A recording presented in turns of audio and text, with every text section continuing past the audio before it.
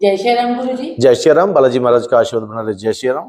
गुरु जी, जैसे भी पितृपक्ष चल रहे हैं तो बहुत सारे भक्तों को इस टाइम पे भी पीड़ा कष्ट ज्यादा रहता है, तो क्या इस टाइम पे उनको मेहंदीपुर जाना चाहिए? अगर नहीं जाना चाहिए तो क्यों नहीं जाना चाहिए?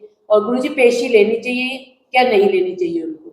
पहली बात समझिए, ये जो 16 दिन होते हैं पूर्णवासी से लेकर के अमावस तक, ये पितृपक्ष माने जाते हैं। और हर एक जो भी जिसको आप संकट समझ रहे हो वो किसी ना किसी का तो पितर है। और पितर है तो इस वक्त वो अपने घर पे भोजन ग्रहण कर रहा होगा और अपने घर पर वो कोई ना कोई चीजें, वो जो भी उसका आह्वान हो रहा होगा उसकी आवभगत हो रही होगी। 16 दिन तक वो छुट्टी लेकर के आते हैं, जैसे परमात्मा ने द्वार खोल रखे होते हैं। तो इस वक्त पर आपको पेशी नहीं लेनी चाहिए। हाँ, अगर आपको अभी भी संकट पीड़ा कष्ट हो रहा है तो इसका मतलब यह है कि कोई आपका पितर ऐसा रोग में पीड़ा में कष्ट में है जो आपके शरीर पर इस वक्त आके संकेत दे रहा है। तो इस वक्त आपको जो मैंने वीडियो बना रखी है पितृपक्ष पे कैसे आह्वान करना है, तो आह्वान करें, क्योंकि सर्व पितृ अमावस में भी आप कार्यक्रम कर सकते हैं। 16 तिथियों के 16 रोटियों का मैंने सारा बता रखा है कि 16 रोटी निकाल लें, पुनवासी की, एकम की, दूज की, ऐसे कर करके आप अमावस तक 16 तिथियों में उनका कर सकते हैं। अभी आपके पास अवसर है।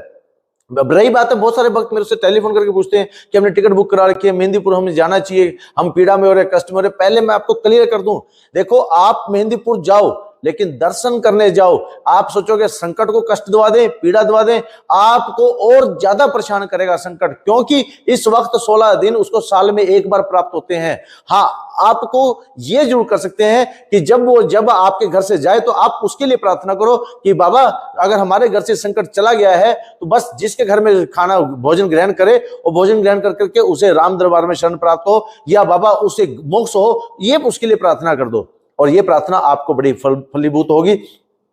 बहुत सारे भक्त इस वक्त में परेशान हो रहे हैं, तो भाई ये तो साफ और सिंपल सा कारण है कि आप परेशान इसलिए हो रहे हो क्योंकि आपके ये जो पितृ पक्ष आए हुए हैं इस पे आपके पितृ बहुत ज्यादा कमजोर अवस्था में है, बहुत ज्यादा पीड़ा में है, कष्ट में है। और वो जो शरीर पर आकर के आपको कष्ट दे रहे हैं, पीड़ा दे रहे हैं, आपको दिक्कत महसूस हो रही है, आपको पेशी महसूस हो रही है, तो वो आपके अपने पितृ हैं, आपके पूर्वज हैं। तो आपको उन्हें स्थान देने का एक उचित अवसर है, आप उन्हें उचित स्थान दें, ना कि आप ये कहें कि संकट है। ऐसे चिढ़ जाते हैं। मैंने आपको बताया, कहते हैं सदा भुआनी दाहिने सम्मुख रहे गणेश, पंचदेव रक्षा करे ब्रह्मा विष्णु महेश, इष्ट देव पितृदेव कुलदेवी कुलदेवता और गुरुदेव।